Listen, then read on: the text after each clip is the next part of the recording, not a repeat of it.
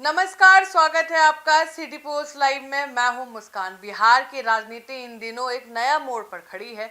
आपको बता दें, जिस कदम ने पूरी सियासत की धड़कनें बढ़ा दी है उसका नाम है प्रशांत किशोर यानी पीके। पीके ने ऐसा दांव खेला है कि एनडीए और महागठबंधन की नींद उड़ गई है। उनका नया ऐलान सीधे चुनावी गणित को चुनौती देने वाला है और उन्होंने साफ कर दिया है कि नवरात्र में ही उनकी पार्टी जनसुराज सभी 243 सीटों पर अपने उम्मीदवार के नाम घोषित करेगी। और ये कोई आम ऐलान नहीं है, बल्कि एक मास्टर स्ट्रोक है जो बिहार की राजनीति के पुराने धरों को पूरा हिला सकता है। क्योंकि ये बात समझने की है कि पीके का ये जो कदम है सिर्फ एक घोषणा नहीं है, बल्कि दोनों बड़े गठबंधन एनडीए और महागठबंधन की नींद उड़ा देने वाला है। पिछले कुछ समय से बिहार में सीटों के बंटवारे को लेकर दोनों गठबंधन के अंदर कहीं ना कहीं खटपट चल रहा था। एनडीए और महागठबंधन दोनों ही अपने वोट बैंक की गिनती जातिगत समीकरण में उलझे हुए थे, लेकिन अब पीके ने खेल का नियम ही बदल दिया है। उन्होंने साफ कर दिया है कि वे किसी भी अन्य पार्टी से पहले अपने उम्मीदवार का ऐलान करेंगे। इसका मतलब यह है कि एनडीए और महागठबंधन को अब अपनी रणनीति बदलनी पड़ेगी। बिहार की राजनीति में जाति और समुदाय का बड़ा रोल होता है। अगर पीके किसी मजबूत जाति से उम्मीदवार खड़ा करते हैं तो वे सीधे एनडीए और महागठबंधन के वोट बैंक पर असर डाल सकता है। दोस्तों, हार जीत का पूरा जो समीकरण है वो पलट सकता है। इस तरह पीके का जो कदम है केवल घोषणा नहीं बल्कि रणनीति हमला है, जिससे पुराने गठबंधन अंदर ही अंदर डगमगा सकते हैं।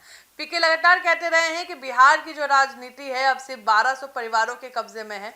ये वही परिवार है जो टिकट बांटने और सत्ता में बने रहने के लिए जातिवाद और परिवारवाद का इस्तेमाल करते हैं। पीके ने साफ कर दिया है कि उनकी पार्टी की लिस्ट में ऐसे लोग नहीं होंगे। इसका मतलब साफ है कि तेजस्वी यादव, नीतीश कुमार की जो पुरानी रणनीति को सीधा चुनौती देना। पीके ने जनता के सामने यह संदेश भी दिया है कि उनका मकसद केवल सत्ता में आना नहीं, बल्कि बिहार की राजनीति में पारदर्शिता और योग्यता को बढ़ावा देना है। जनसुराज पार्टी के उम्मीदवार ऐसे लोग होंगे जो पढ़े लिखे और योग्य होंगे, ऐसे लोग जिनके काम और योग्यता पर जनता भरोसा करती है, ना कि सिर्फ परिवारवाद और जातिवाद पर।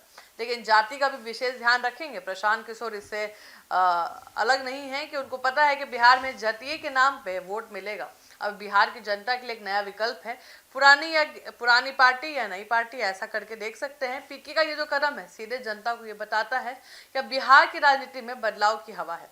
अगर पीके अपने उम्मीदवारों की लिस्ट नवरात्र में घोषित कर देते हैं तो एनडीए और महागठबंधन को भी अपनी रणनीति बदलनी पड़ेगी। उन्हें अपने उम्मीदवार की लिस्ट में फेरबदल करना पड़ सकता है। इससे पार्टी के अंदर कलह बढ़ सकती है। कहीं ना कहीं भिड़त जो भीतरी का जो खतरा है कि टूट जाएगा वो बढ़ सकता है। यही वजह है कि पीके का जो कदम ना राजनीतिक है बल्कि चुनावी रणनीति के लिहाज से बेहद अहम है।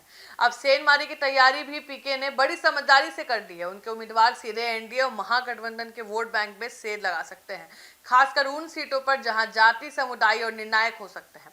इस तरह पीके दोनों गठबंधनों को चुनौती दे रहे हैं। उनका लक्ष्य साफ है कि बिहार की पुरानी जो रणनीति है या जो पार्टियां हैं उनको हटाना है। बिहार की राजनीति में कदम नया मोड़ ला सकता है। पुराने वोट बैंक और जातीय समीकरण अब बदल सकते हैं। पीके की जनसुराज पार्टी जनता के बीच नया विकल्प पेश कर रही है, पढ़ा लिखा, योग्य और भरोसेमंद और उम्मीदवार। आपको बता दें, इससे जनता को यह संदेश भी जाएगा कि अब सत्ता में केवल परिवारवाद नहीं चलेगा। अब नवरात्र का इंतजार है कि प्रशांत किशोर क्या सच में अपने उम्मीदवार के नाम उनके नाम की घोषणा करते हैं। क्योंकि पहले भी प्रशांत किशोर की पार्टी बोल रही थी कि भाई हम तो अगस्त में ही कर देंगे, फिर सितंबर पे। अब सितंबर खत्म होने को है। अब देखना है कि ये जो अगला अनाउंसमेंट है ये कब होता है।